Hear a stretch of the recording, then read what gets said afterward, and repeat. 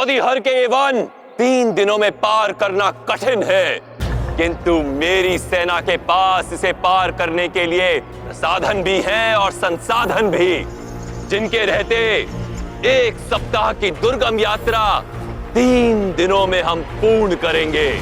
इस असंभव समय सीमा को हमें संभव करना है। इसके लिए अब हम ना कहीं रुकेंगे और ना ही विश्राम करेंगे, निरंतर बढ़ते रहेंगे और 3 दिनों में हम सेल्यूकस से मिलेंगे, जिसकी सेना वन के उस ओर हमारी प्रतीक्षा कर रही है। मगध की आन, हमारी शान, मगध की शान, देंगे मगध के लिए प्राण। मगध की शान हमारी आन, मगध के लिए देंगे प्राण। चलो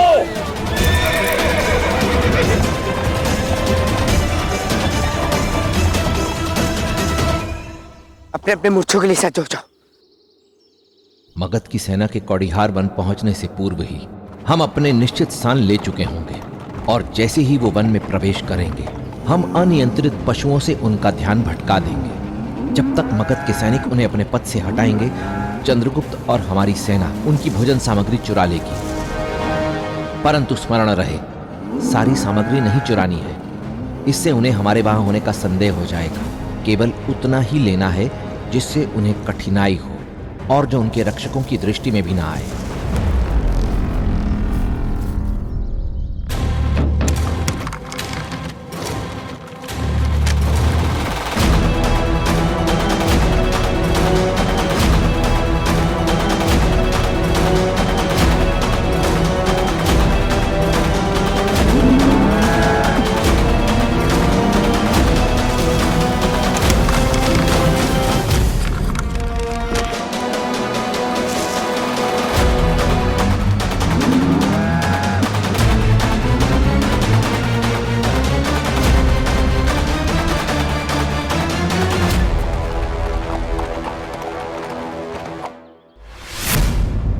अद्भुत!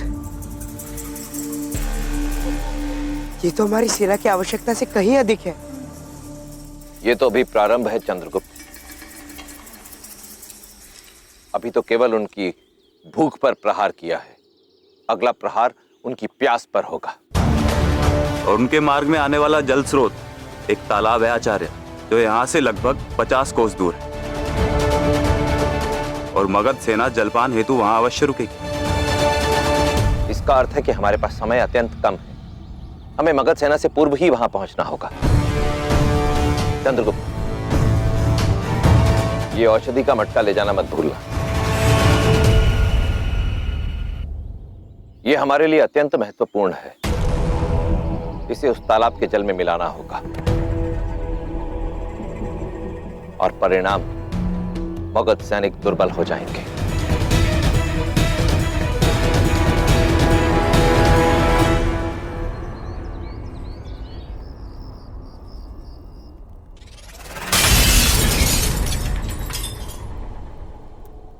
मौन रहो, व्यर्थ की बातें मत करो। ऐसे किसी के भी विषय में मनगढ़ंत कहानियां बनाना उचित नहीं है। चंद्रगुप्त पिपलीवान का राजकुमार कैसे हो सकता है?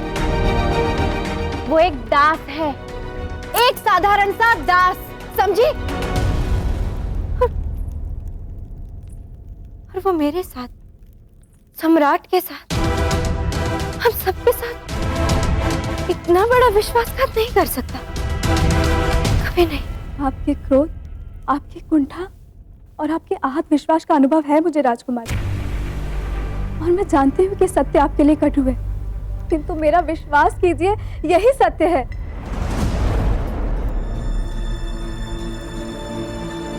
स्वयं सोचिए, इसमें कुछ तो ऐसा था जो साधारण दास के व्यक्तित्व का हिस्सा नहीं था। स्मरण कीजिए किस प्रकार उसने सिंह को मात दी थी।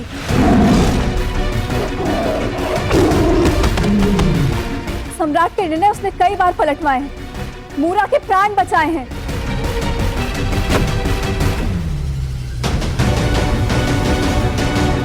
और सम्राट माते से अधिक विश्वास करने लगे थे उस पर। कदाचित मैं जानता हूं ये किसने किया है। आपके प्रिय दास चंद्रगुप्त ने। हाँ महिम, मैं सेनापति भद्रसाल की बात से सहमत हूँ। मुझे तुम लोगों की संकीर्ण विचारधारा पर खेद है।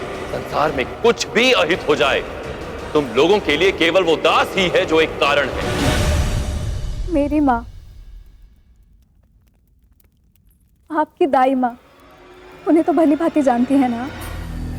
पूरे मगध में उनकी स्वामी भक्ति और निष्ठा पे कोई संदेह नहीं करता। उन्होंने मुझे बताया है। बताइए, किस पे विश्वास करेंगी आप? उस चंद्रगुप्त पे या दाई माँ पे?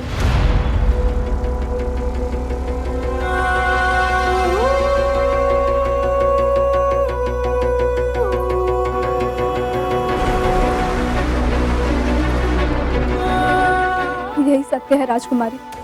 चंद्रगुप्त ने हम सभी के साथ छल किया है, क्योंकि पीपली वन का राजकुमार मगध सम्राट से अपने राज के विध्वंस का प्रतिकार लेना चाहता है, और इसके अतिरिक्त कुछ भी नहीं। मुझे अपना कर्तव्य ज्ञात है राजकुमारी जी, किंतु इस समय और भी कई ऐसे लोग हैं जिन्हें मेरी आपसे अधिक आवश्यकता है, जिनकी रक्षा करना भी मेरा ही दायित्व है।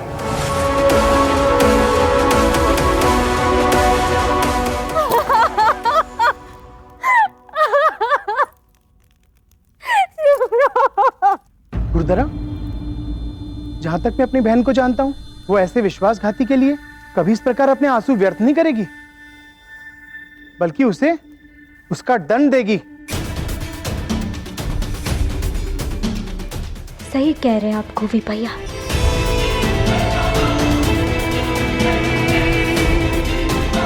चंद्रगुप्त को विश्वासघात का परिणाम भोगना होगा, और उसे उसके छल का दंड अवश्य मिलेगा।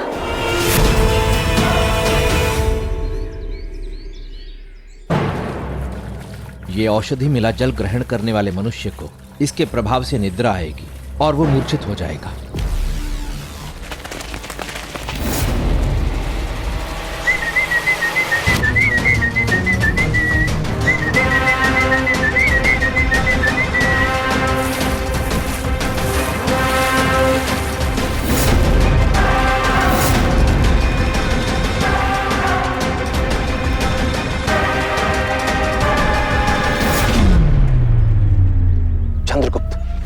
बुंदेलखंडी कटार वहीं छूट गई है।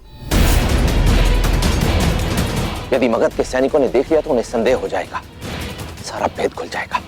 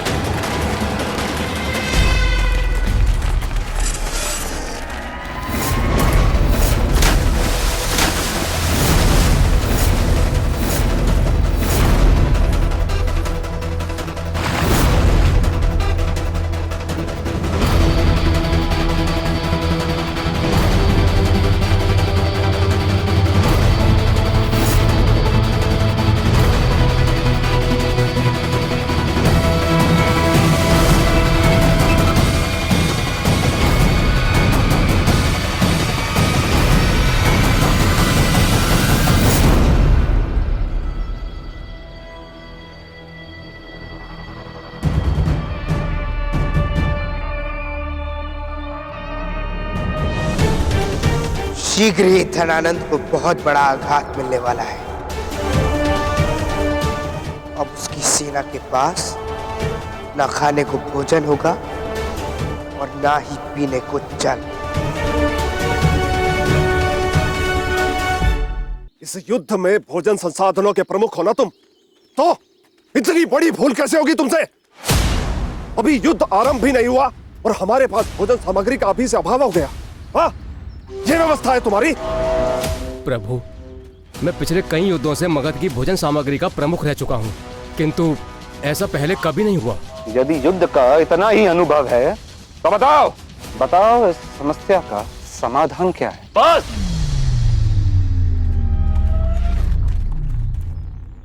भोजन नहीं है तो सेना को पत्थर खिलाओ या जल पिलाओ। किंतु मुझे इस छोटे से विषय पर और चर्चा नहीं चाहिए। मुझे केवल अपने लक्ष्य तक पहुंचना है, वो भी निर्धारित समय सीमा पर। समझे? जी सम्राट।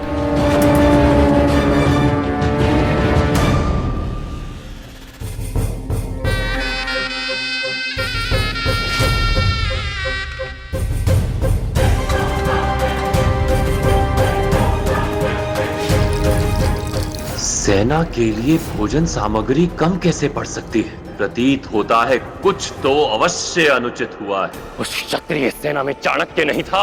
हाँ सम्राट, उन क्षत्रियों के साथ केवल उनकी महारानी और तासी मोरा थी, वही उनकी सेना का नेतृत्व कर रही थी। नहीं था, इसका अर्थ यह है कि चाणक्य जीवित है। ना केवल वो, अपितु उसके साथ साथ उसका भावी सम्राट भी जीवित है। मैं पिछले कई युद्धों से मगध की भोजन सामग्री का प्रमुख रह चुका हूँ, किंतु ऐसा पहले कभी नहीं हुआ।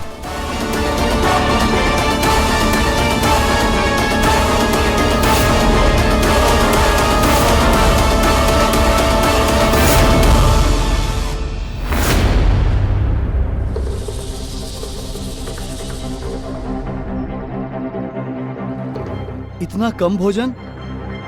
एक भूखी सेना इतना बड़ा युद्ध कैसे लड़ेगी? क्षमा करें साथियों, भोजन सामग्री का अभाव हो गया है। कृपया कर इतने भोजन में ही संतोष करें, किंतु फिर भी आप लोगों को तृप्ति ना हो तो ये जल पीकर अपना पेट भर सकते हैं। रुको! ये जल कोई ग्रहण नहीं करेगा। मां भाई, क्या हुआ? अवश्य इस जल में किसी ने कुछ मिलाया है।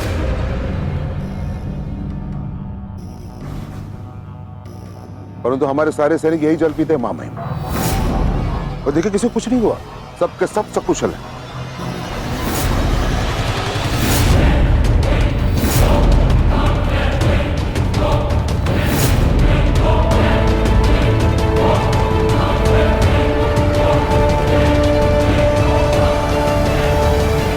कोई वैद्य को बुलाओ।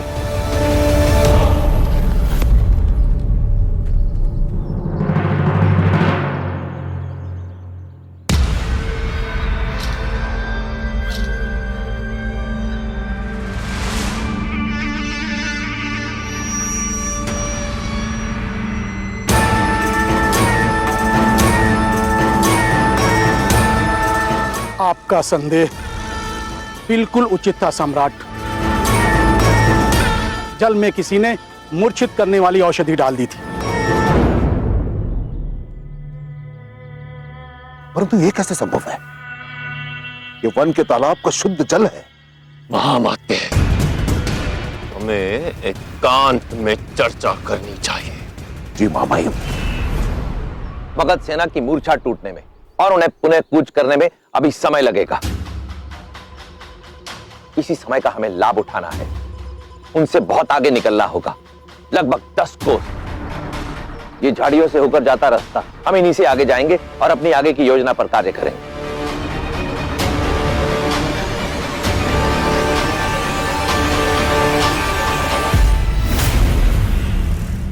एक छोटा सा कांटा भी यदि पैर में चुभ जाए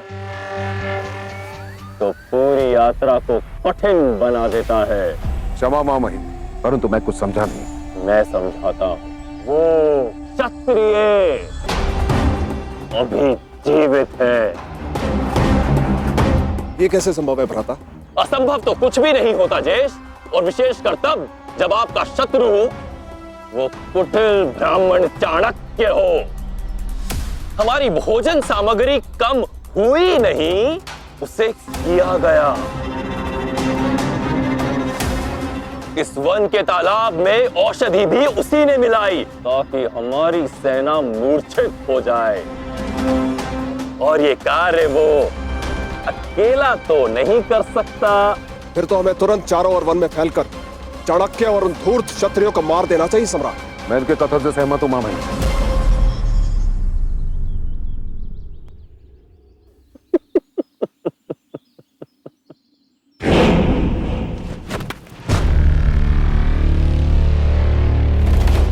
उन्हें मारना तो दूर, आप उन्हें पकड़ भी नहीं पाएंगे जेश। पिपलीवन के क्षत्रिय छापामार युद्ध में पारंगत है। हमें कोई सुदृढ़ योजना बनानी होगी। तो हमें क्या करना चाहिए सम्राट?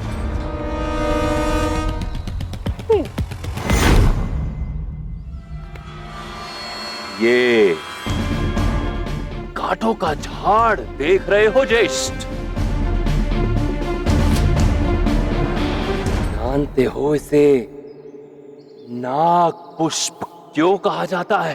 क्योंकि ये इतना विषक्त है कि इसके कांटे की एक चुभन से ये किसी को भी मौत की नींद सुला सकता है, और यही बनेगा चाणक्य और उन क्षत्रियों के मौत का कारण।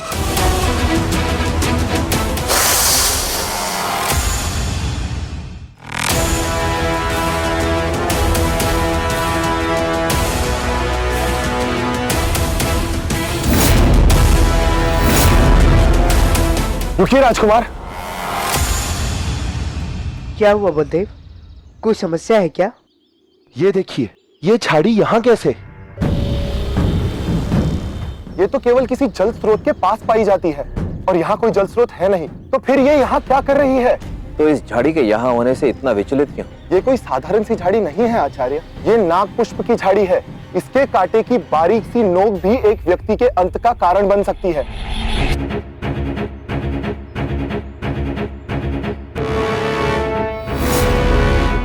यदि इसका कांटा किसी को लग जाए तो पहले शरीर नीला पड़ने लगता है और कुछ दिनों पश्चात जब पूरा शरीर नीला पड़ जाता है वो व्यक्ति मृत्यु को प्राप्त हो जाता है। धन्यवाद बलदेव, अच्छा किया जो सबको बता दिया।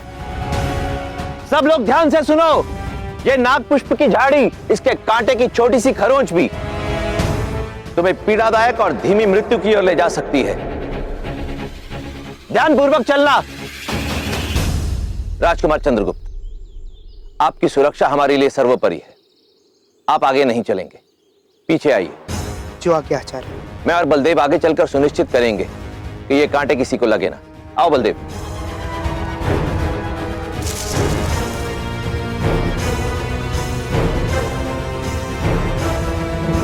जैसे ही सैनिकों की मूर्छा टूटे उन्हें कूच करने का आदेश दे देना, तब तक शेष सेना नहीं रुकेगी।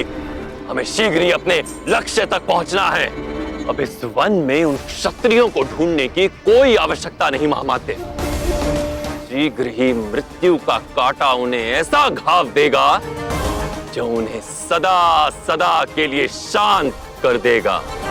और उस मूर्ख ब्राह्मण चाणक्य ने जिसे भी मेरे विरुद्ध खड़ा किया है उसे भी मृत्यु की गोद में सुला देगा।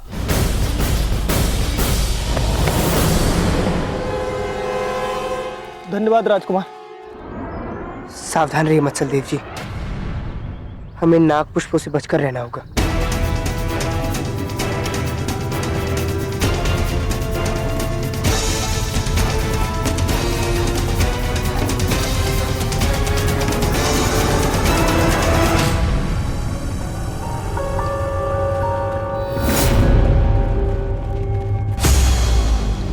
यदि इसका कांटा किसी को लग जाए तो पहले शरीर नीला पड़ने लगता है और कुछ दिनों पश्चात जब पूरा शरीर नीला पड़ जाता है वो व्यक्ति मृत्यु को प्राप्त हो जाता है।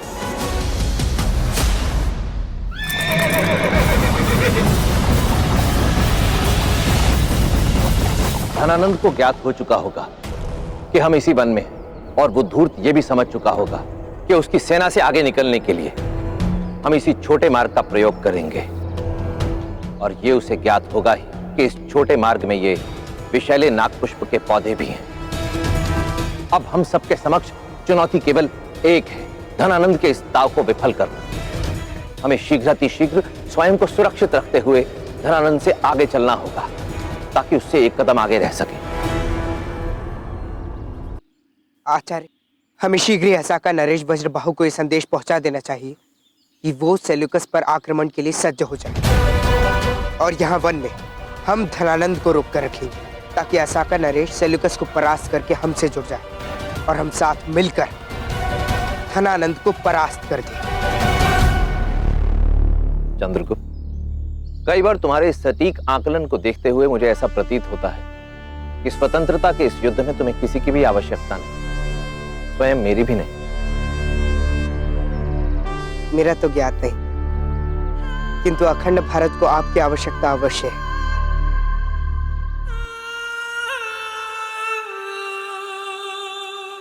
हमें शीघ्र ही त्रिपुण पर्वत पर पहुंचना चाहिए। अब जब धनानंद जान चुका है कि हम उसके पीछे आ रहे हैं, तो वो हमसे पूर्व सेल्यूकस की सेना तक पहुंचने का प्रयास अवश्य करेगा। मैं एक छोटा मार्ग जानती हूँ। मार्ग कठिन है, किंतु हमको धनानंद से पूर्व त्रिपुण पर्वत तक पहुंचा देगा। तो चलिए। अपनी सेना के मनोबल के लिए मुझे केवल अपने शत्रु से ही नहीं, बल्कि इस विष से भी लड़ना होगा। ये युद्ध पूर्ण होने तक मुझे एक घाव सबसे छिपाना होगा। त्रिपुण पर्वत केवल 1 कोस दूर है। सम्राट के रथ की सुरक्षा बढ़ाओ।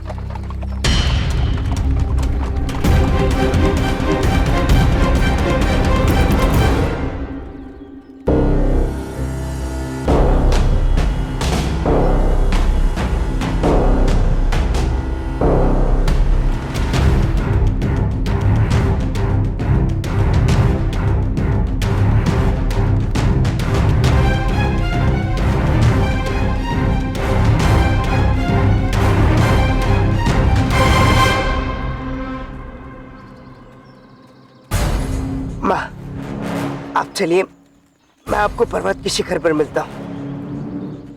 नहीं चंद्र, मैं तुम्हारे साथ ही चलूंगी। चलो।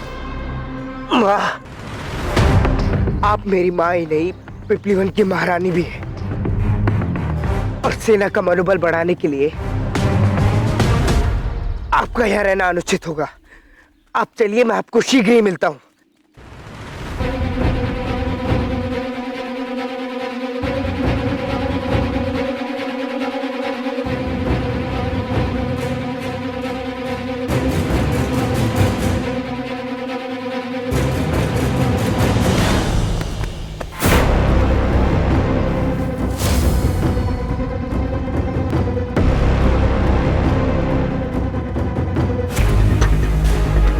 जब तक तुम्हारी माँ जीवित है, तुम्हें अपने लक्ष्य से फिसलने नहीं देगी।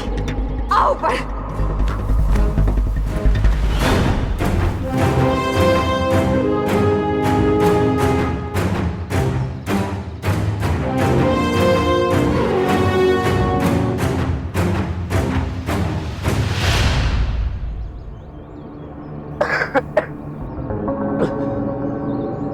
क्या हुआ पुत्र? तुम ठीक नहीं लग रहे। कुछ भी नहीं माँ, वो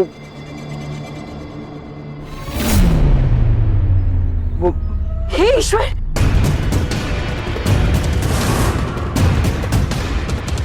तुम तो उसी विशाली झाड़ी नागपुष्प से आहत हो।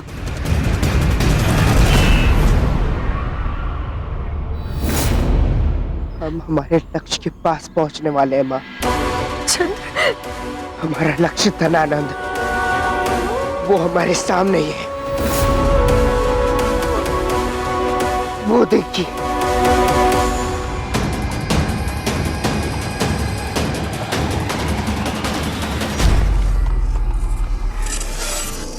माँ, हम युद्ध के उस मोड़ पर हैं, जहां भारत का भविष्य टिका हुआ है। स्मरण कीजिए माँ, आप ही ने कहा था ना कि यदि मैं युद्ध भूमि में लड़ते लड़ते वीर गति को भी प्राप्त हो जाऊं तो आप दुखी नहीं होंगी। आप गर्व अनुभव करेंगी कि मैं अपनी अंतिम श्वास तक लड़ा। स्मरण है ना माँ, यदि हमारी सेना को मेरे घायल होने का पता चला तो उनका आत्मविश्वास और मनोबल दोनों ही टूट जाएगा। और ये मैं कदापि नहीं चाहूंगा। चंद्रगुप्त,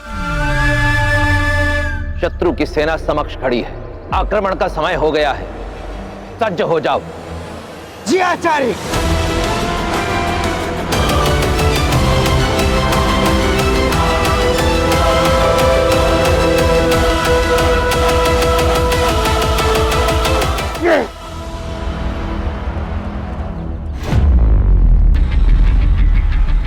शत्रु सेना हमारे सामने आ रही है चंद्रगुप्त।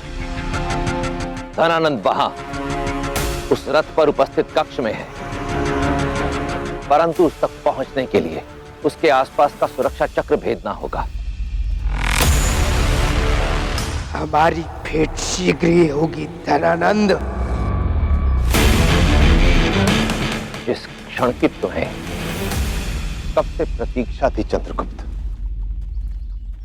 आज वो तुम्हारे समक्ष है। सज्ज हो, जाओ और सामना करो उसका और बदल दो भारतवर्ष का इतिहास।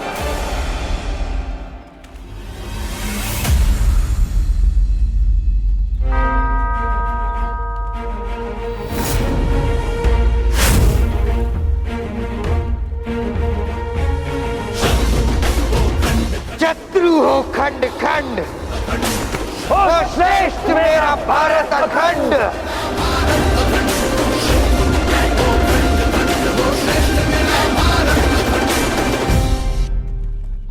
चलो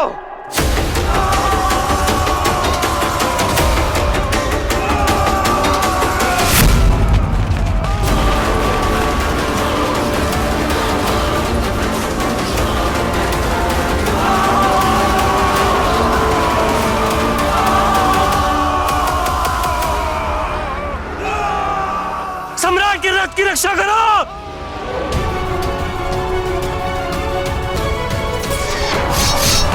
आशा करता हूं कि चंद्रगुप्त का संदेश यवन सम्राट सेल्यूकस तक पहुंच गया होगा।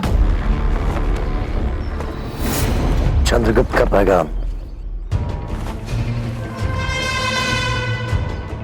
धनानंद की सेना तुम्हारा साथ देने नहीं आ रही है और असाका की सेना तुम पर किसी भी क्षण आक्रमण कर सकती है। तुमसे छुटकारा प्राप्त करने के लिए धनानंद ने यह योजना बनाई है। असाका का सैन्य बल बहुत सशक्त है, तुम उनसे नहीं जीत पाओगे। अपने प्राण बचाओ और तक्षशिला लौट जाओ।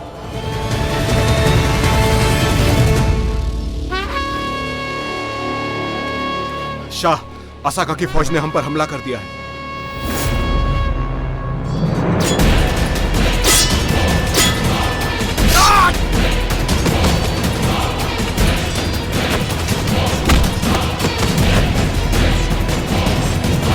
शाह, चंद्रगुप्त ने सही कहा था। असाका के आगे हमारी फौज ज्यादा देर टिक नहीं पाएगी। हमें तक्षशिला वापस जाना ही होगा, यही बेहतर है। हरगिज नहीं, हम यूनान के परचम को झुकने नहीं देंगे। मुकाबला करेंगे और दिखा देंगे उस धनानंद को कि असाका पर फतेह करने के लिए हमें उसकी कोई जरूरत नहीं। यलगार हो!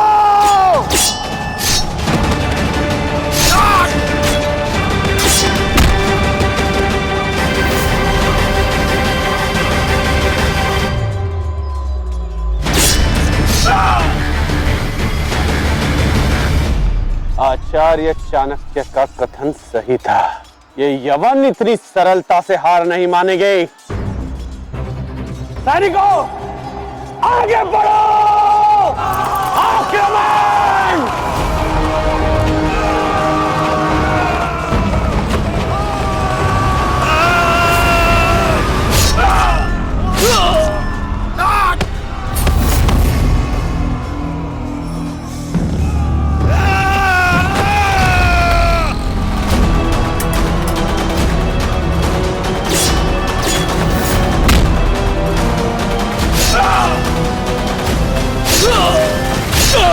शाह, बहुत देर हो चुकी है।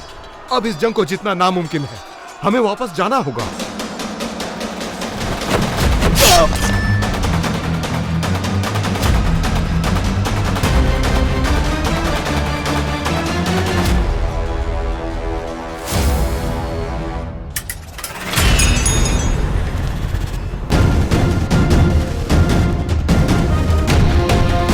प्रसन्न हूं मैं जो अपेक्षा से पूर्व ही ये युद्ध समाप्त हो गया है।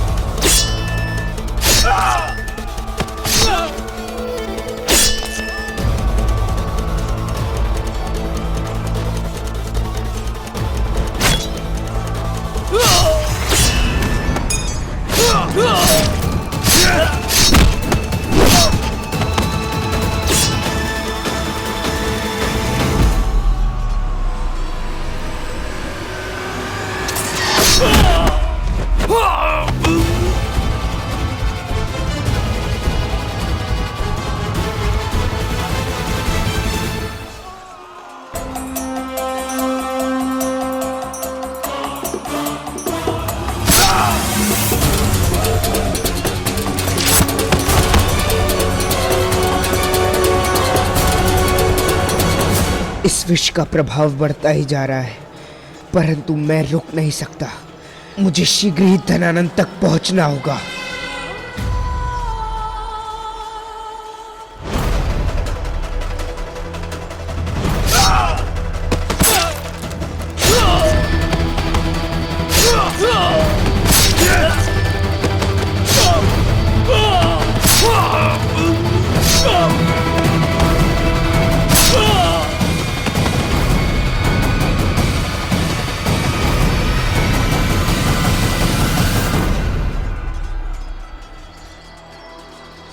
यदि तुम्हें बंद दीवार के भीतर ही मारना था तो सहस्त्र अवसर थे मेरे पास धनानंद, किंतु मैं तुम्हारी आंखों में मृत्यु का भय देखना चाहता हूं। तुम्हारा काल तुम्हें पुकार रहा है। बाहर निकलो धनानंद, मेरे सामने आओ। भ्राता पांडु, अब भी समय भाग लो, अन्यथा धनानंद के साथ हमें भी मृत्यु की नींद सोना होगा।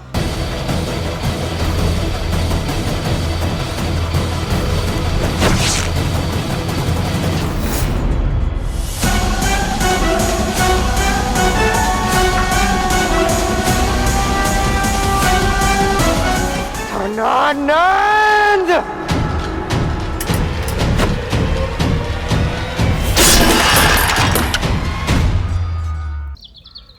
महामाते, मुझे महल की छत पर अपने विशिष्ट तीरंदाज चाहिए और मेरे रथ के आसपास वो योद्धा होने चाहिए जिनकी तलवार की धार से कोई नहीं बच सकता।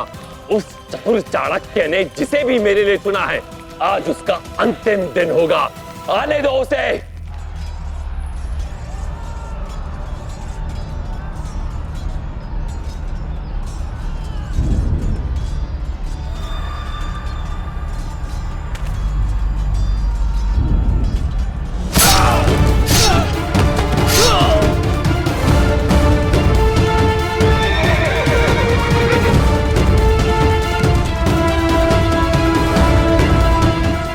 साका की सेना? ना ही यहाँ सम्राट है और ना ही अमात्य। एक बार फिर धनानंद ने हमारे साथ विश्वासघात किया। चलो कैमरत, निकलो यहाँ से।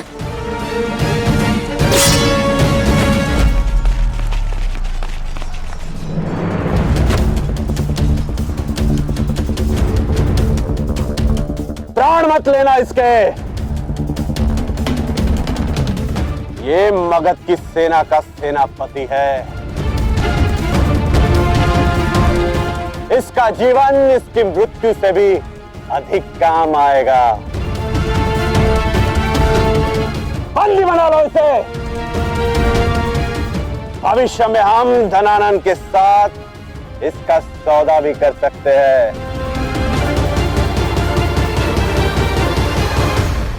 प्रतीत होता है कि आचार्य चाणक्य के चयनित हो भावी सम्राट।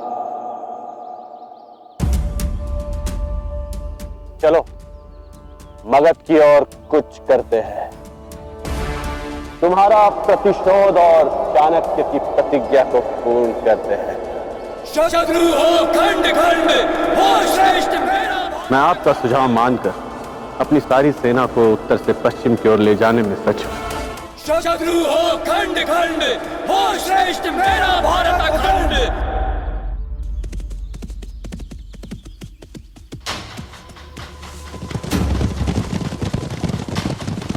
पांडु और ऐरावत भैया यहाँ? दुर्धरा?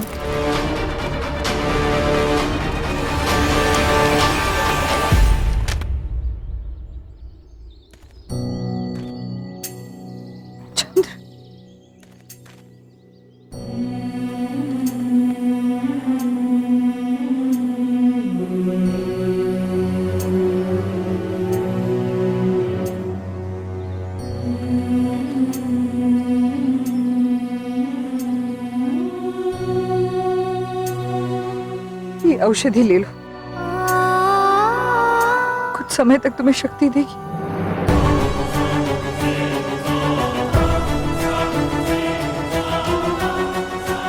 आज चाहे जो हो जाए, तुम्हारा और मेरा सामना होकर रहेगा धनानंद। चंद्रगुप्त पीपली वान का राजकुमार है? हाँ भाई, वो भाई से अपना प्रतिकार लेने आया है। इससे पहले कि वो भाई पर हमला करे, मुझे उन्हें सतर्क करना होगा। किंतु आप दोनों यहाँ क्या कर रहे हो? आपको तो उनके साथ युद्ध में होना चाहिए। दुर्धरा, जैसा तुम धनानंद के बारे में सोचती हो वैसा नहीं है। कुछ ही क्षण पहले उसने हमारे साथ विश्वासघात किया। हमें युद्ध भूमि में मरने के लिए छोड़कर स्वयं महल की ओर रवाना हो गया। अच्छा, अभी उसी का प्रिय दास उसकी पीठ पर छुरा घुमाएगा। ये आप क्या कह रहे हैं? सत्य कह रहा क्या व्रत? उस विश्वासघाती के साथ विश्वासघाती होना चाहिए। ना हम धनानंद को सावधान करेंगे और ना ही तुम्हें यहां से जाने देंगे। स्मरण रहे, यदि मुझे खरोच भी आई तो भाई पाताल से निकलकर तुम दोनों को मार डालेंगे।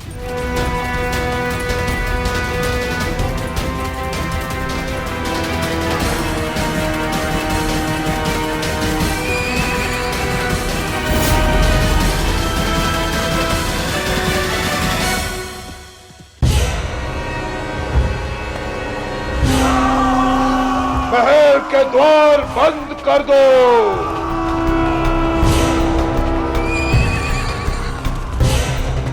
राजकुमारी दुर्धरा, मुझे सम्राट से मिलना है तुरंत। सम्राट से मिलना असंभव है। युद्ध सज्ज में व्यस्त है क्योंकि शत्रु हमारे द्वार तक आ चुका है। वो मैं कुछ नहीं जानती। मुझे सम्राट से मिलना है इसी क्षण। क्षमा करें राजकुमारी। रक्षकों, शीघ्र राजकुमारी को उनका कक्ष तक सुरक्षित ले जाओ। आमात्य, आप ये उचित नहीं करिए। मुझे सम्राट से मिलना है। अपने अपने स्थान ले लो वीरों, समय हमारा है। जाओ।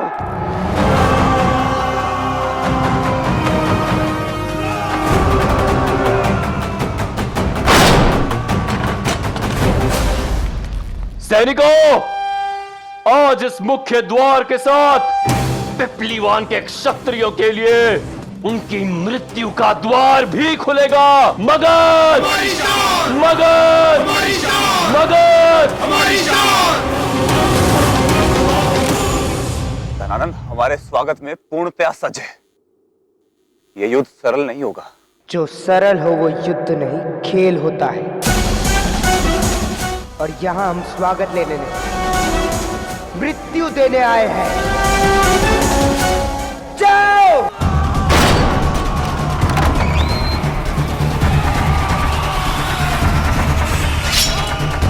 आगे बढ़ो।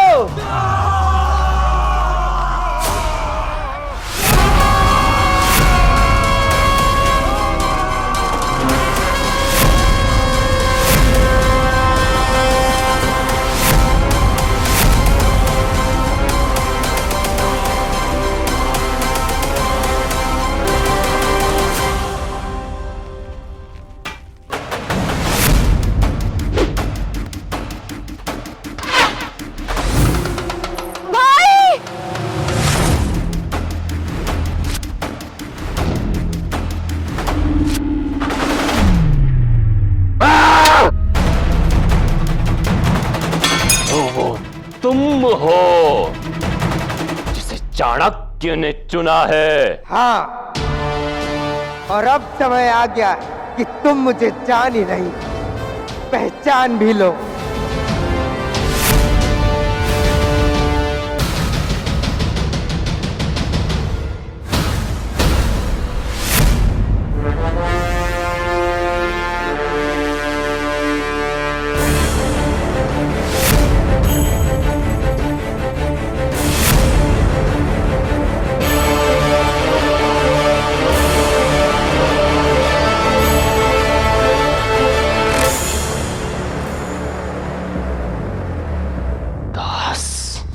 तुम दास नहीं, तुम्हारा काल हूं मैं ही हूं सम्राट चंद्रवर्धन मौर्य और महारानी मूरा का पुत्र, पिपलीवन का राजकुमार चंद्रगुप्त मौर्य।